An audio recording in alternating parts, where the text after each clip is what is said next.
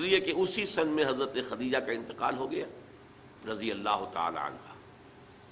گھر میں دل جوئی کرنے والی ایک وفادار، وفاشار، محبت کرنے والی اہلیہ زوجہ محترمہ تھی، اب وہ بھی نہ رہی۔ ظاہر ہے کہ باہر سے آدمی تقدر لے کر آتا ہے، کسی نے پاگل کہہ دیا ہے، کسی نے مجنون کہہ دیا ہے، کسی نے شاعر کہہ دیا ہے، کسی نے کہہ دیا ہے یہ ہم پر دھونس جماتے ہیں، انہوں نے ایک عجمی غلام کو اپنے گھر کے اندر بند کر رکھا ہے، وہ بڑا عالم و فاضل ہے، تورات اور انجیل کا جاننے والا، اور وہ اس سے ڈکٹیشن لیتے ہیں، یاد کر کے پھر ہم پر آ کر دھونس جماتے ہیں کہ یہ میرے پر وہی آئی۔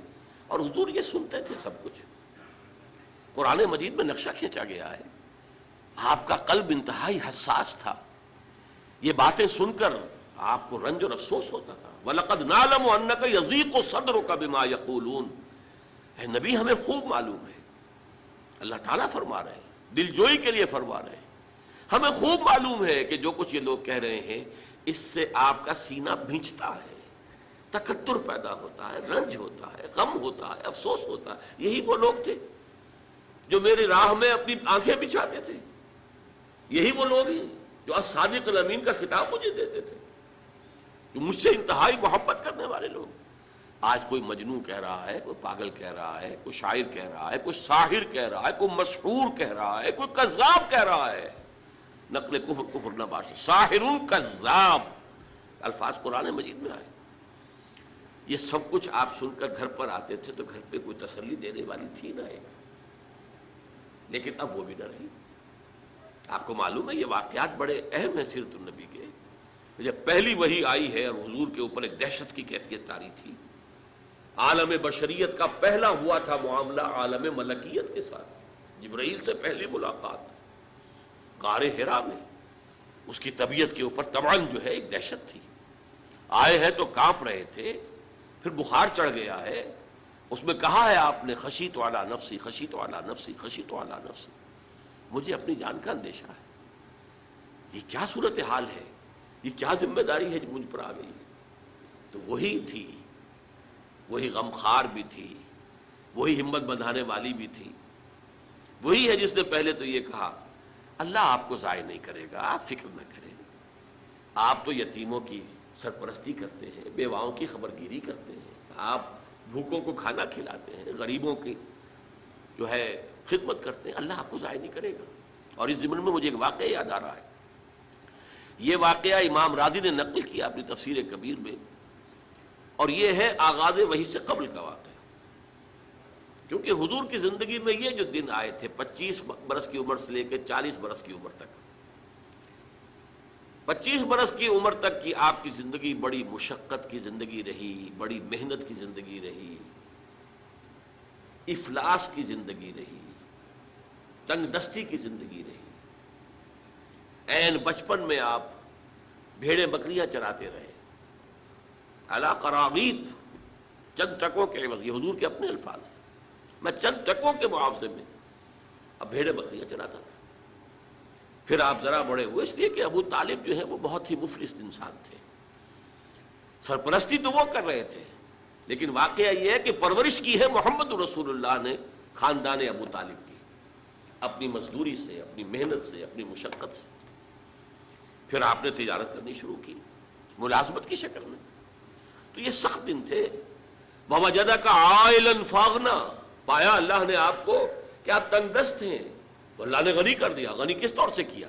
حضرت خدیجہ سے شادی ہوئی 25 برس کی عمر میں، جو عرب کی متمول ترین خاتون، ان کی اپنی فرمائش پر یہ شادی ہوئی، انتہائی محبت کرنے والی۔ تو واقعہ میں آپ کو سنا رہا تھا کہ اس زمانے میں یہ 25 برس سے لے کر اور 40 برس کی عمر شریف کے مابین کبھی یہ واقعہ پیش آیا ہے کہ حضور ایک دفعہ کہیں نکل گئے مکے سے باہر، مختلف وادیاں ہیں، پہاڑ ہیں، پہاڑوں کے مابین وادیاں ہیں۔ ایک وادی میں آپ نے دیکھا کوئی قبیلہ آ کر پڑاؤ ڈالے ہوئے ہے، انتہائی مفلوق الحال، بھوک کی وجہ سے جسم سوکھ کر کانٹے ہوئے ہیں، تن پر کپڑے نہیں ہیں۔ حالت دیکھ کر آپ آئے، انتہائی ملول اور غمگین ہو کر گھر میں آ کر چادر لے کر لیٹ گئے۔ اب پوچھا حضرت خدیجہ نے کیا ماجرا ہے، کیا معاملہ ہے؟ آپ نے فرمایا میں گیا تھا باہر فلاں وادی میں نے یہ دیکھا، فلاں گھاٹی میں ایک قبیلہ ہے، پڑاؤ ڈالے ہوئے ہے اور یہ حال ہے۔ حضرت خدیجہ، اور فرمانے لگے کہ میرے پاس دولت نہیں ہے کہ میں ان کے لیے مدد کر سکوں. سرمایہ تو حضرت خدیجہ کا تھا نا، آپ کی اپنی ذاتی دولت تو نہیں تھی. اس پر حضرت خدیجہ نے فرمایا اچھا آپ جائیے اور بڑے بڑے قریش کے چند سرداروں کے نام لیے کہ ان کو بلا لائیے. حضور گئے، وہ سب آ گئے. اتنی دیر میں اتنا بڑا ڈھیر اشرفیوں کا حضرت خدیجہ نے لگا دیا کہ جب حضور آ کر بیٹھے تو اس کے پیچھے چھپ گئے. اور پھر کہا ان سرداران قریش سے مخاطب ہو کر، آپ سب لوگ گواہ ہیں، میں نے یہ ساری دولت محمد کے حوالے کی صلی اللہ علیہ وسلم، وہ جیسے چاہیں اسے خرچ کریں. تو ایسی بیوی جس نے ساتھ دیا. میں اگر اس موضوع پر چونکہ میرے کچھ خاص احساسات ہیں اس میں وہ بیان کروں گا تو پھر بہت وقت نکل جائے گا کہ حضرت خدیجہ رضی اللہ تعالیٰ عنہ کا کیا مقام تھا جسے ہم میں سے اکثر نہیں جانتے.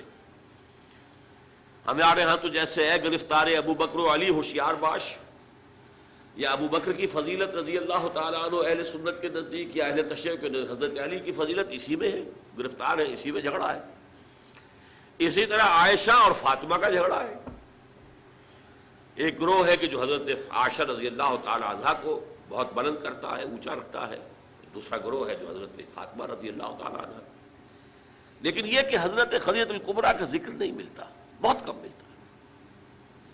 بلکہ میں نے جب ابھی شاید 2-3 سال ہوئے ہیں جب میں گیا تھا ایران، اور وہاں کے اچھے مشاہدات میں سے تہران کے ایک یہ بھی تھا کہ انہوں نے خالص خواتین کی یونیورسٹی قائم کی ہے.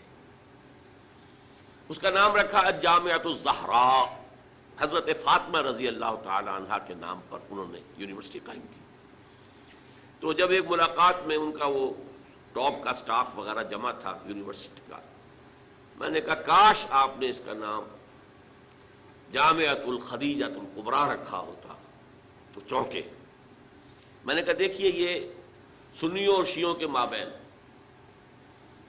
مدرسۃ العائشہ للبنات، یعنی جو بھی کوئی رکھے گا یہاں پہ مدرسہ بنائے گا سنیوں میں سے، خاص طور پر اہل حدیث جنہیں عرف عام میں وہابی کہتے ہیں، وہ حضرت عائشہ کے نام پر مدرسہ بنائیں گے. بچیوں کے لیے مدرسہ حضرت عائشہ کے نام پر، شیعہ ہوں گے تو حضرت فاطمہ زہرا کے نام پر. لیکن حضرت فاطمہ کی والدہ حضرت خدیجہ جو الصدیقۃ الکبریٰ ہیں، ان کے نام کے ساتھ کبریٰ اس لیے جمع ہوا ہے. صدیق اکبر، الصدیق الاکبر ہیں حضرت ابو بکر رضی اللہ تعالیٰ عنہ. الصدیقۃ الکبریٰ جیسے حضرت مریم کے بارے میں آتا ہے قرآن میں کان امہ صدیقہ، تو اس امت کی الصدیقۃ الکبریٰ حضرت خدیجہ رضی اللہ تعالیٰ عنہا. اور ایک بات راز کی ہے جو میں کہہ رہا ہوں، عام طور پر عام خطابات میں یہ باتیں نہیں کہی جاتی. مجھے تو محسوس ایسا ہوتا ہے کہ اللہ تعالیٰ نے حضرت خدیجہ کی ذات میں حضور کو صرف بیوی کی وفاداری اور وفا شعاری اور محبت نہیں دی ہے، والدہ کی شفقت بھی دی ہے. حضور محروم ہوئے بہت ارلی عمر میں، والد کو تو دیکھا ہی نہیں، والدہ کی شفقت سے بھی بہت جلد محروم ہوئے.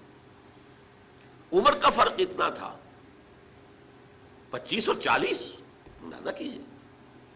اور آپ کو معلوم ہے میری نانی میرے بڑے ماموں سے 13 برس بڑی تھی، 13 برس میں ان کی ولادت ہو گئی تھی. اور عرب کا معاملہ تو اور گرم ماحول کا تھا. تو کیا 15 برس کی عمر میں حضرت خدیجہ کی اولاد نہیں ہو سکتی تھی؟ اگر وہ ہوتی تو کیا وہ حضرت عمر حضور کی ہم عمر نہ ہوتی؟ اس حوالے سے دیکھیے. چنانچہ ایک واقعہ میں آپ کو اور سنا دوں. ایک مرتبہ حضور صلی اللہ علیہ وسلم اسی طرح جو بھی نیا تجربہ تھا عالم ملکیت اور عالم بشریت کے درمیان اتصال کا، اور جس کی وجہ سے ایک خوف کی سی کیفیت، ایک تشویش کا سا انداز. تو حضرت خدیجہ نے ایک مرتبہ یہ کہا کہ اچھا اب جب وہ آئے، وہ فرشتہ ہے یا کیا ہے، وہ بدروح ہے یا کوئی واقعتاً فرشتہ ہے، جب بھی وہ آپ کو نظر آئے تو مجھے بتائیے گا.